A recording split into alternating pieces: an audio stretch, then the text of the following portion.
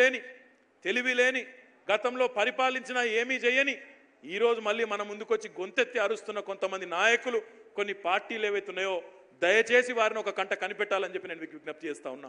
ఇంత పెద్ద ఎత్తున ఈరోజు బలహీన వర్గాల సంక్షేమానికి పెద్దపీట వేసి సంక్షేమ కార్యక్రమాలైతేనేమి అభివృద్ధి కార్యక్రమాలైతేనేమి అన్నింటా కూడా అద్భుతంగా ఈరోజు కులంతో సంబంధం లేకుండా మతంతో సంబంధం లేకుండా ఏంతో కూడా సంబంధం లేకుండా కేవలం పేదవాడైతే చాలు వారిని ఆదుకోవాలనే ఒక మంచి సంకల్పంతో మంచి మనసుతో మన ముఖ్యమంత్రి ప్రయాణాన్ని ప్రారంభించి ముందుకు పోతా ఉంటే అభినందించాల్సింది పోయి ఈ రకమైన విమర్శలు చేయడం కుసంస్కారమా మంచిదా మీరే ఆలోచించాలని నేను కోరుతా ఉన్నాను.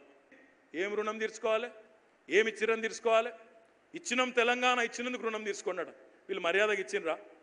ఇదే పోచంపల్లిలో ఇదే నల్లగొండ జిల్లాలో ఎన్ని ఉద్యమాలు, ఎన్ని బతుకమ్మలు, ఎన్ని బోనాలు, ఎన్ని రకాల పోరాటాలు, ఎన్ని రకాల త్యాగాలు, ఎన్ని రకాల నిరాహార దీక్షలు, ధర్నాలు, రాస్తారోకలు ఎన్ని జరిగిన తర్వాత ఇయ్యకపోతే ఈ బలుగుతుందని భయమైన తర్వాత అప్పుడు దెబ్బకు దయ్యం దిగొచ్చి ఇయ్యక తప్పని పరిస్థితిలో ఇచ్చిండ్రు తప్ప మర్యాదగా ఇచ్చిండ్రు. ఒక్కసారి మీరు ఆలోచించాలని నేను కోరుతా ఉన్నా.